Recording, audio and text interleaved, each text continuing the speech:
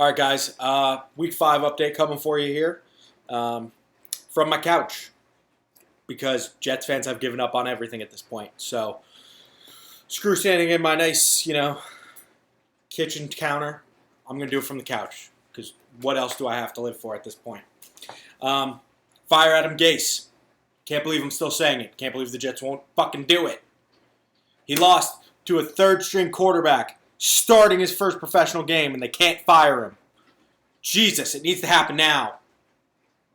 Not many close games this week. Pretty large spread. It was about 15 to 20 points every single game. There was 1 or 2 games that were closer, but for the vast majority, it was pretty big leads. Joey, 4-0. Congrats. Only undefeated team left. And Jenna is very quickly becoming a bye. So somebody, for the love of God, check on Jenna and make sure she still has a pulse, because at this point I don't know what to do here. Andre, I want to congratulate you. Not on your win, because you didn't win this week. But, or no, you did win this week. You did beat Pat. My apologies, Andre. You did beat Pat. But congrats are in order, because Daniel Jones did improve. You were right. He did improve. By 1 point to 12. He is still garbage, Andre. What do you do? Pick up another quarterback. I have 3 quarterbacks on my team right now. Pick up another quarterback, Andre. Looking back, LA beat me by 14 points, thanks mostly to Brady's huge day. Good for her. I'm very proud that she beat me. I dropped to 2-2. Most of the league, and I have the standings through week 5 later on in my notes here. Most of the league is actually at 2-2, which is interesting. I would have thought a couple more 3-1 teams, but everybody's pretty much at 2-2. Womack did not need Mahomes to beat Jack this time. She didn't start Mahomes, and it didn't really matter because OBJ had a 39-point day. So that was just absurd. I don't think that's going to happen again with OBJ. But yeah, he just went off. I was surprised to see that. I think everyone was. Closest game of the week, Mo beat Khan by 1 point. And I remember saying that Khan was maybe going to be in some trouble because Christian McCaffrey was out. But Joe Mixon had a huge day, 39 points. So I think Khan's going to be all right. I'm happy he's going to be all right. I want close games. I want this to be entertaining, engaging. I want everyone to participate. Jenna. So, yeah, let's get to work on this. Joey's wide receivers. I'm a big Adam Thielen guy. He was my keeper last 2 years. I think you guys know that. People sleep on Adam Thielen. And then Joey's wide receivers scored 65 points. Joey's wide receivers almost outscored a couple whole teams. So, yeah, I don't know what's going to go on with Joey. I thought Eckler being hurt was going to hurt him, but, if his wide receivers keep scoring, it's not going to matter. Andre did beat Pat, and Andre, you did beat Pat. I should give you props for that. Kittle scored 32 points, which for a tight end is pretty insane. Scored 32 points. Had I gotten that production out of Travis Kelce, I would have beaten LA this week, but, it's tough. We can't do it every week. Especially because Kittle's coming back from injury. I think that has to do with Nick Mullins and the checkdowns to Kittle. Kittle had 15 receptions for, I think, like 120 yards and a touchdown. So, the checkdown's going to be good for them long term. That being said, Andre, sad DJ. I have it in my notes. Sad Daniel Jones right there. So, yeah, I don't know what your plan is here. Why Daniel Jones? I know you're a Giants fan. I know. I'm not running Sam Darnold. Would I run with Jameson Crowder like Womack is? Absolutely, because Jameson Crowder's had played 2 games and had 100-yard games each time. So I'd keep rocking with Jameson Crowder if I were Womack, but that's up to her. And then Alex, Dak came up big for you. He had another big game. Long term, I don't think it's sustainable, especially because people keep getting hurt. But, we'll see. We'll see. And again, Jenna, I think, is quickly becoming a bye week. So I don't really know what to do at this point. For competitive sake, part of me wants to go in and manage your team myself. But as commissioner, I'm going to take the position right now that, Jenna's in it. If she doesn't want to manage her team, that's on her. It becomes essentially a bye for everyone. But, I don't think that's a lot of fun. And I know we want fun. We want competitiveness. We want people to be proactive and active. That being said, Jenna's still 1-3.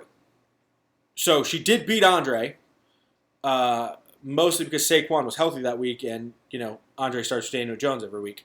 So yeah, we'll see. We'll see how the season plays out. I could be wrong. Jenna could end up in the championship. We don't know. It happened. The Coin made the playoffs last year, so we'll see.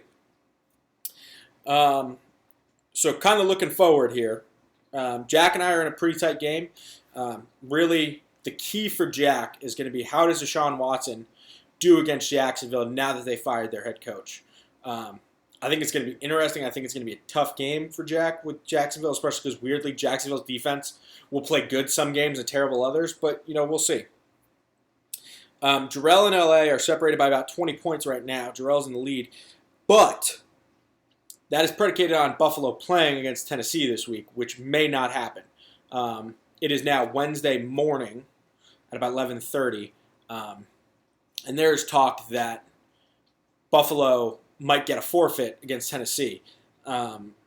If that happens, we'll try to figure out some sort of scoring thing, but I'm inclined, since other teams had a bye, I'm inclined to essentially just make it a bye for Jared Allen, or Josh Allen. So we'll have to talk about that and have a discussion. But yeah, I don't know how we're gonna play that. But that's really Jarrell's ahead, but that's because Josh Allen is projected to play this week. If he doesn't play, then Jarrell's gonna lose, or it's gonna be a really tight game. I can't remember which off the top of my head. Womack and Khan have an 8-point spread, but that's Khan needs a running back because Nick Chubb is on the IR. I think he's projected to come back in about 6 weeks. I don't think it's a whole season-ending injury like Saquon is. But yeah, so Khan needs to pick up a running back, and then that may change it. It depends on what running back he gets and how things go, and we'll see from there. Pat and Mo, I think this is going to be the very interesting game this week. Mo has a very high-powered team. If he comes out and his team plays as well as it should, it could be a rough day for Pat. But Pat also has firepower there. Russell Wilson is no one to sleep on, especially this season. So, we'll see. That I think is going to be the game to watch out of our league this week. Andre is going to continue to ride with Daniel Jones, at least again as of now. It's Wednesday at 11:30 in the morning. Andre's going to ride with Daniel Jones. So we'll see. I don't know. It depends here. My prediction: Dak's going to outscore Daniel Jones by three times. Daniel Jones will score about 11. Dak will score 33, maybe 36 if Daniel Jones scores 12 again. But we'll see. I don't know. I don't have a crystal ball. Joey, I'm going to give you congratulations right now on the win against Jenna, unless somebody talks to Jenna and Jenna decides to play your team. So we'll see. On that note, what I will say is, if you need to make last-minute changes, or if something happens and you can't get to your computer, if you shoot me a message and say, "Hey, can you make this change?" I will make those changes on a per instance basis. If you're saying, "Oh, I have to go to my cousin's bar mitzvah, I can't make the change." All right, I'll make the change. If you're saying, "Oh, I'm a little hungover, I don't want to work, I can't make this change," you're on your own. So that's blanket statement right there. This way you can't use it against me if somebody asks me and I have to change somebody's team for them. So I'm not doing that with Jenna unless she asks me to, but we'll see. I don't know. So for my picks this week, I'm going to pick me, Jarrell, Womack, Mo, Alex, and then Joey against Jenna. I'm picking all the favorites, I know. There's not a lot of close projected games this week. There's the 14 points that Jack and I are separated by, but then there's Con and Womack at 8 points. There's not a lot of close projections this week, and honestly, I after looking at it, I think that's what's going to happen. So just quick note on my picks. I did not make picks last week, but I made picks the week before, and so far of the picks I've made, I'm 9 for 12. So I'm at 75%. So I'm doing pretty good. There was 1 week where I missed 1, and then 1 week where I missed 2. So 9 for 12 ain't bad. In baseball, that's Hall of Fame hitter right there. 9 for 12. So I did say I was going to mention the standings. So standings going into this week. Joey's at top 4 now. Now uh, the next 8 teams are all 2-2. So this is all these standings take into account tiebreakers, but they're all these teams that I'm about to list in order is the order they're ranked from 2 to 9. But they're all 2-2. It is Jarrell, Con, Womack, LA, me, Jack, Mo, and then Andre's in 9th. Again, that's taking into account the tiebreakers we've had so far. That will change because we're all 2-2. And then bringing up the rear, everybody's 1-3. It's a little weird. It's Pat, Alex, and Jenna. So basically, how the tiebreakers have shook out so far. Andre's in last because of head-to-head wins, but then also because he lost to Jenna, and everybody else who's beaten Jenna is ahead of him. Pat and Alex, I think that comes down to more how many points you've scored and if you've played each other. But yeah, so that's the notes for this week. Fire Adam Gase is, I think, my one main thing here. I'm doing Sober October, so if anybody wants to join me, it's October 7th. You guys can hop in. We can do it. I'm feeling good. I'm inspired by Bert Kreischer, so, I'm going with Sober October. We'll see how it goes. Hannah's doing it with me, so if anybody wants to join, shoot me a message. Other than that, good luck this week, guys, and please, for the love of God, somebody talk to Jenna about her team. Womack, looking at you. I'm going to text her too, but she doesn't answer me. But also, fire fucking Adam Gase. Please, for the love of God, fire Adam Gase and get rid of the Johnson family at this point. Because all the bullshit with Woody being the ambassador to the UK and now all the shit with Adam Gase. I just want him fucking gone. I just want him gone. Done. And I'll leave you with another note. This morning or last night, I'm not sure which, Stephon Gilmore for the Patriots tested positive for COVID. So the Patriots game right now, they're scheduled to play, but that could possibly change. I'm not sure. So if that happens, I'll shoot everybody a message. Or maybe I'll do another update video this week. Maybe I'll do 2. I thought about doing 2 this week, but then life happened. So, yeah. So good luck to everyone, and fire Adam Gase.